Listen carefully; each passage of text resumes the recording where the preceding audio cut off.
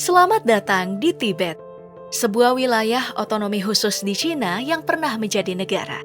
Sebuah wilayah tertinggi di dunia yang mendapat julukan atap dunia. Sebuah wilayah yang menyimpan misteri bagi para petualang. Kita akan berjalan-jalan ke Tibet hanya dalam waktu beberapa menit.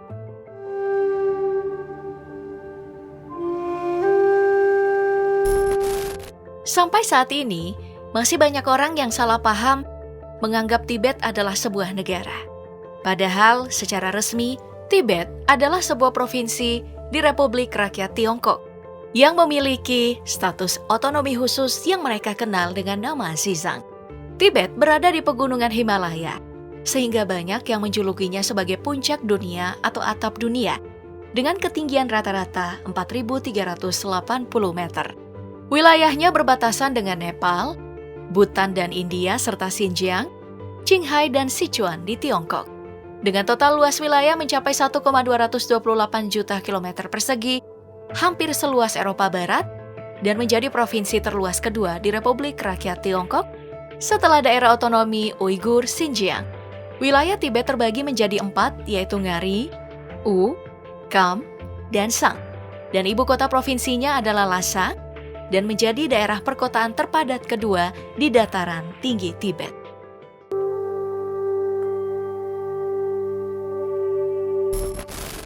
Populasi Tibet mencapai 3,5 juta jiwa.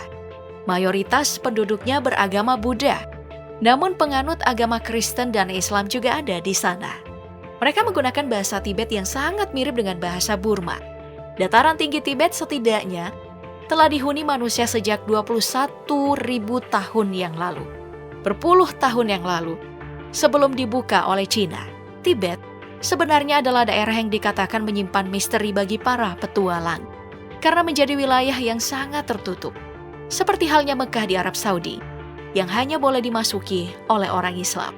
Di Barisya Himalaya terdapat 18 puncak gunung, dengan ketinggian 7.000 hingga 8.000 meter di atas permukaan laut.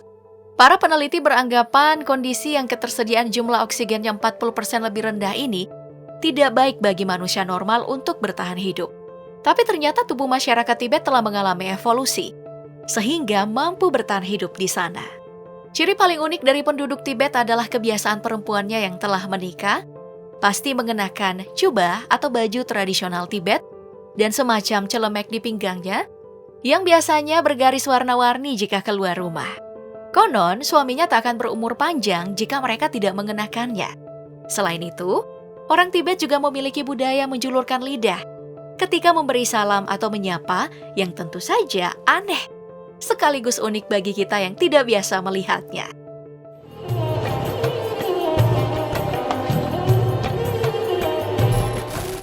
Walaupun Tibet telah ada selama lebih dari 1.000 tahun, menjadi sebuah kerajaan merdeka yang mengalami interaksi maupun benturan terutama secara politik dengan dinasti-dinasti yang ada di dataran Cina. Namun baru berhasil menjadi wilayah yang merdeka pada tahun 1913. Pemimpin Tibet diberi gelar Dalai Lama, yang sekaligus pemimpin keagamaan. Dalai Lama yang sekarang adalah Tenzin Gyatso, yang merupakan Dalai Lama ke-14.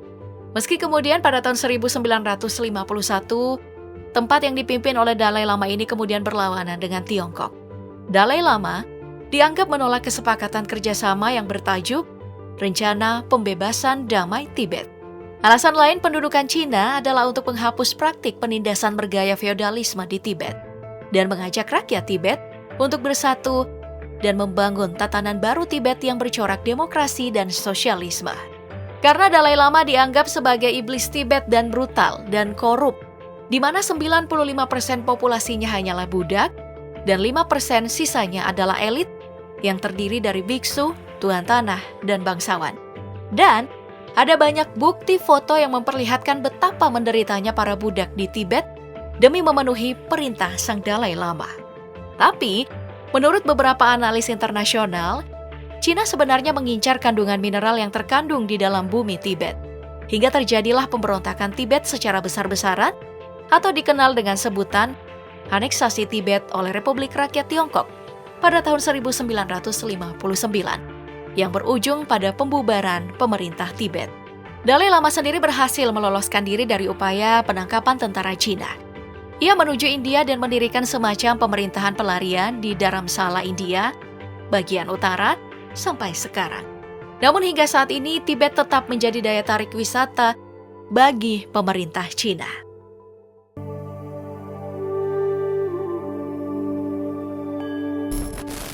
Perekonomian Tibet didominasi oleh pertanian subsisten karena memiliki lahan subur yang terbatas. Warga dataran tinggi Tibet kebanyakan bekerja sebagai peternak domba, sapi, kambing, unta, yak, zo, dan kuda. Sedangkan tanaman utama yang mereka tanam itu adalah gandum, soba, gandum hitam, kentang, serta berbagai buah dan sayuran. Selain itu, Tibet juga mendapatkan banyak penghasilan dari kunjungan wisata, karena Tibet ini kaya akan budaya, sejarah, dan atraksi wisata yang menarik untuk ditelusuri. Selain karena menjadi rumah bagi puncak tertinggi di dunia, Gunung Everest. Juga karena Tibet ini memiliki keindahan alam dengan banyaknya lembah yang dapat ditemukan. Plus, agama Buddha yang berakar kuat di tanah Tibet, sehingga banyak situs seni dan budaya yang dapat diamati yang telah bertahan selama berabad-abad.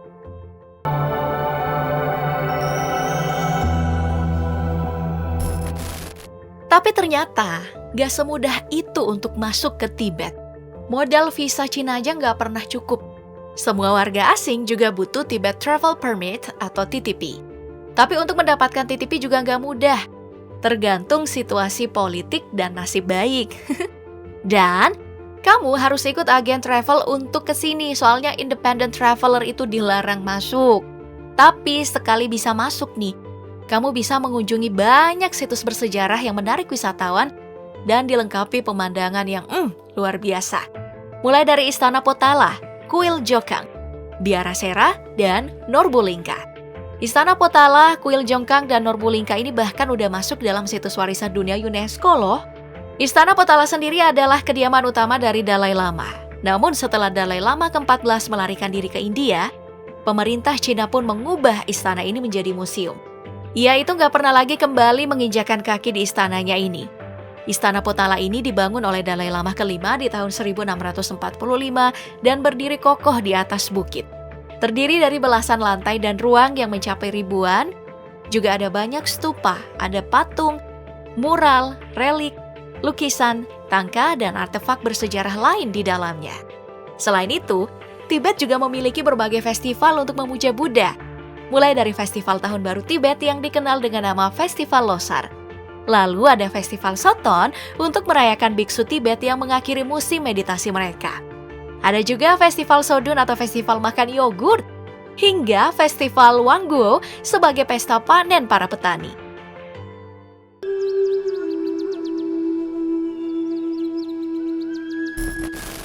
Ada lagi nih satu yang wajib dikunjungi saat ke Tibet, yaitu kantor pos tertinggi di dunia yang berada di area 10 Hotels di Everest Base Camp. Tiket masuk ke base camp ini emang sudah berbentuk kartu pos, jadi kamu tinggal minta cap pos dan kita mengirimkannya ke alamat rumahmu untuk dijadikan kenang-kenangan kalau kamu emang pernah ke sana. Dan jangan lupa mencicipi makanan khas orang Tibet ya, yaitu gutuk berupa sup mie gandum dengan isian yang umumnya mereka santap pada malam tahun baru bersama keluarga. Selain itu ada sampah, makanan yang menjadi makanan pokok di Tibet. Namanya jangan pikirkan seperti sampah yang ada di tempat kita ya. Soalnya makanan ini katanya enak, bisa digulung menjadi mie atau dibuat menjadi pangsit kukus. Yak, sejenis kerbau hutan yang hanya hidup di Tibet ini menjadi hewan yang sangat berharga bagi masyarakat Tibet. Mulai dari susunya, bulunya, dagingnya, hingga tanduk. Semuanya dimanfaatin. Untuk makanan mulai dari mentega yak, keju yak, yogurt yak, dan daging yak mentah. Selain itu, ada aneka hidangan daging yak, kambing, dan daging kambing yang diolah dengan dikeringkan atau dimasak menjadi sup pedas dengan kentang. Wow!